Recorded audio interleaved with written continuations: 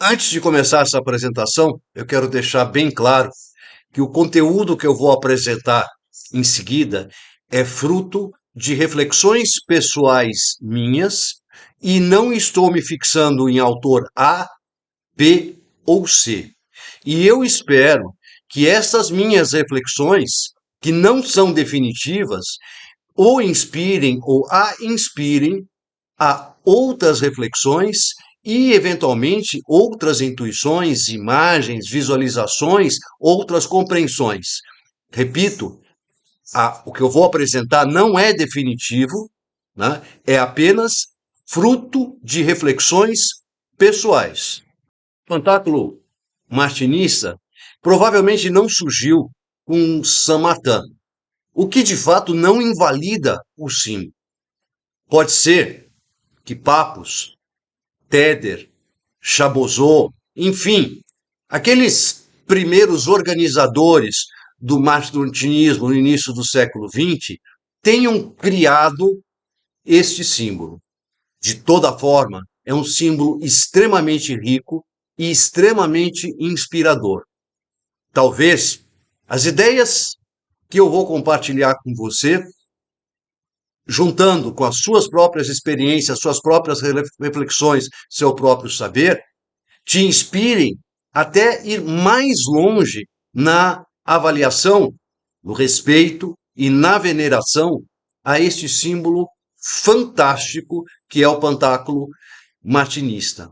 Eu tenho uma formação de exatas, eminentemente de exatas, então eu penso em termos de geometria. E, de fato, o que a gente pode perceber é que o Gadu, o grande arquiteto do universo, a gente pode pensar que as verdades, tanto de Pasquali, daquela parte introdutória, como daquele outro livro, O Quadro Natural, elas estão representadas neste pantáculo. Na verdade, esse pantáculo se propõe a ser, e é nesse ponto que eu quero chegar, o caminho para a reconciliação. Ele, da mesma maneira que ele representa a criação, ele representa o processo de nós nos tornarmos um novo homem e nós nos tornarmos homens espíritos, e assim nós podermos ajudar a humanidade de forma incógnita e podermos elevar a humanidade para o plano seguinte, que é o papel que nos compete enquanto iniciados. Tenho certeza que tudo começou na mente de Deus. Tudo começou na imaginação de Deus, como uma visão de Deus. Deus, o Theos. E ele projetou essa visão ou esse pensamento como uma imagem. Essa imagem, ela está representada exatamente nesse ponto.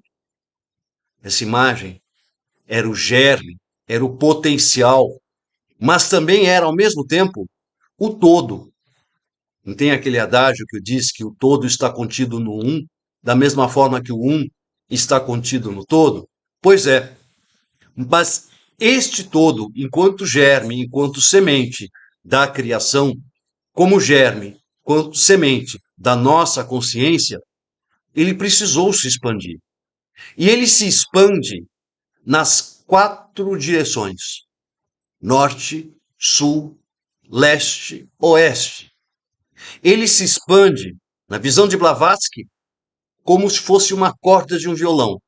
Eu, particularmente, não acredito muito nessa ideia e eu prefiro a ideia de geometricamente se expandir, né? É aqui no diagrama, como é uma circunferência, não é uma esfera, eu tenho apenas quatro direções. Se eu estivesse representando como uma esfera, eu teria 7 direções, contando com o centro.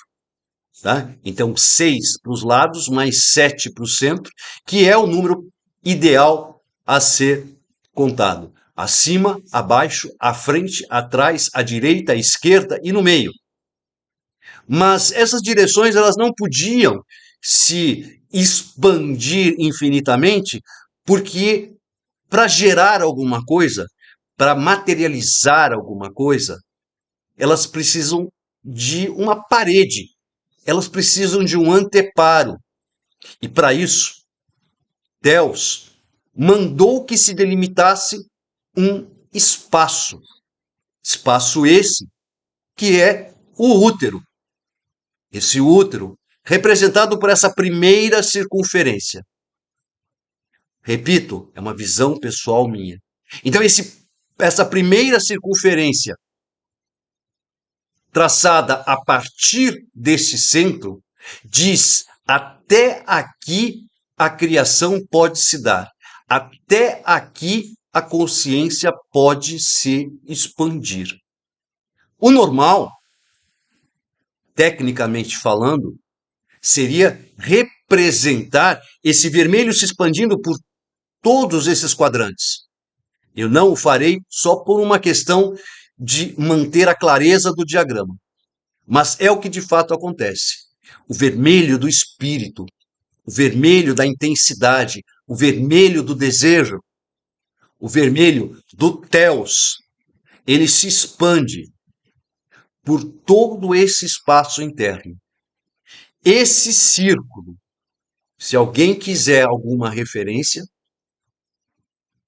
corresponde ao eixo do fogo central inclinado. Ou, se alguém quiser uma outra referência, ao útero cósmico, representado por Binah, ou a esfera de Saturno. Vou explicar isto melhor. Pasquali, Tratado da Reintegração dos Seres, que diz que a criação se deu por intermédio de 6 mais 1 anjos. Ele não fala em 7, ele é muito claro. 6 mais 1 anjos.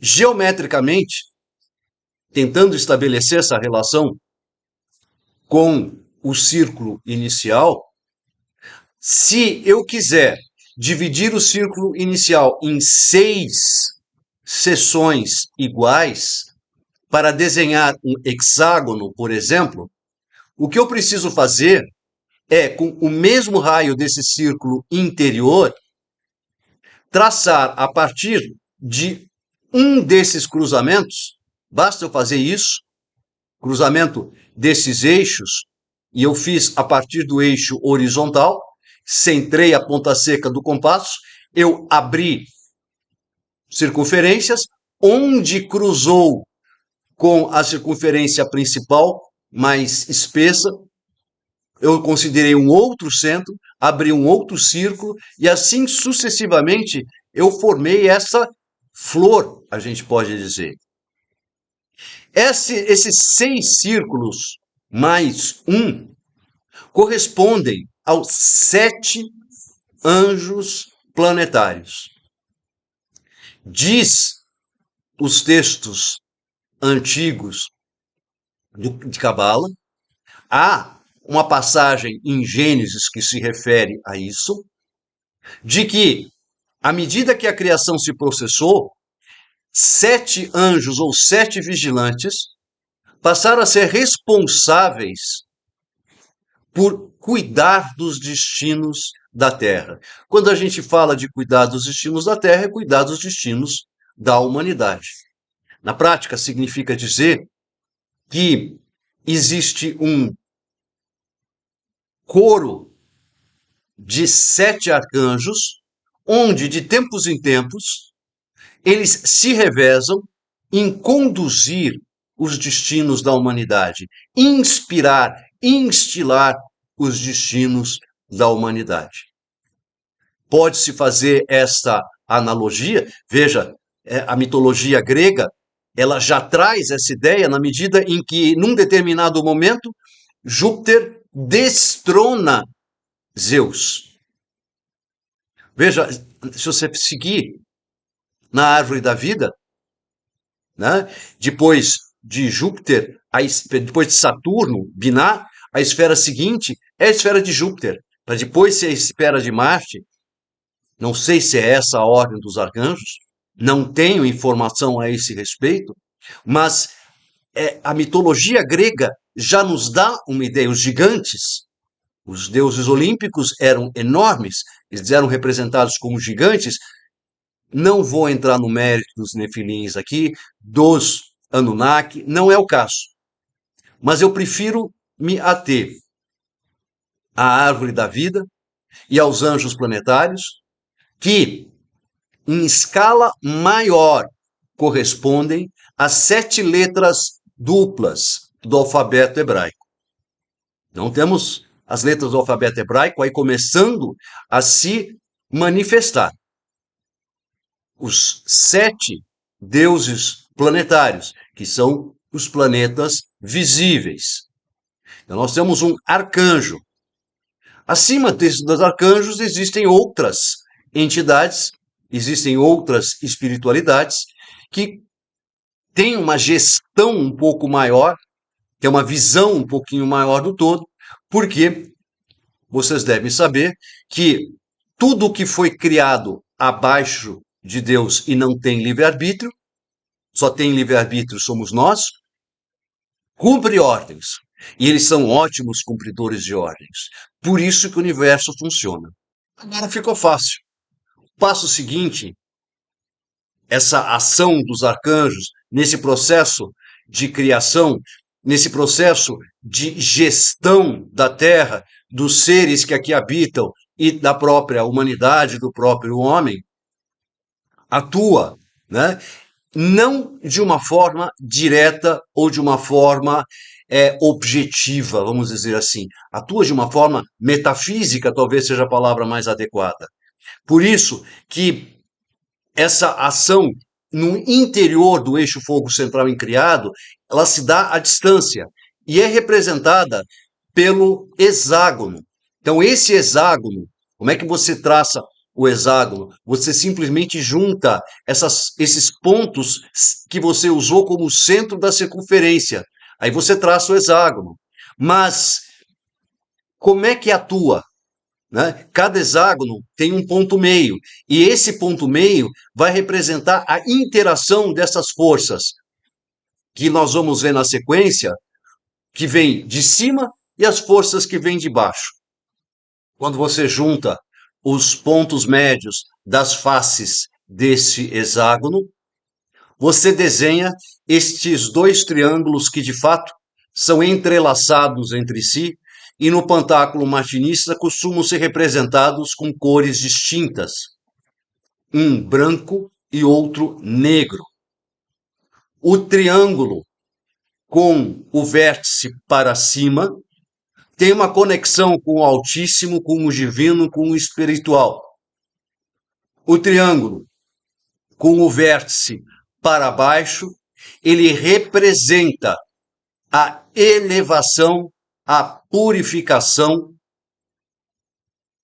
e o desejo de transformar, de se regenerar, equilibrando-se nos pilares da árvore da vida. Então, da mesma forma como inicialmente nós temos exteriormente a ação de 7 arcanjos, 6 mais 1, interiormente nós temos a resultante da ação desses arcanjos, representados por essa estrela que contém um ponto central, que eu disse inicialmente, que o ideal é representar expandindo-se por toda essa circunferência desde o princípio. Então, toda essa ação, essa representação, esse desenho desses círculos, a representação do hexágono e dos 2 triângulos se dá sobre esse fundo vermelho, que é o fundo do processo espiritual, que ocorre dentro do eixo do fogo central incriado, sem tocá-lo. Então, isso é uma chave que eu vou deixar para você meditar, para você refletir. Eu vou encerrar por aqui, porque a partir desse ponto eu tenho certeza que você já vai ter outras ideias, outros pontos de vista, outras reflexões, vai acabar meditando, vai juntar com as suas próprias experiências, com as suas próprias vivências, com as suas próprias percepções, e vai conseguir ir além das minhas próprias. Eu aqui, nessa pequena apresentação, não quis fazer um tratado sobre o Pantáculo, mas apenas compartilhar algumas pequenas ideias, algumas pequenas reflexões. Repito pela terceira vez, são de cunho absolutamente pessoal. Abraços, paz a todos.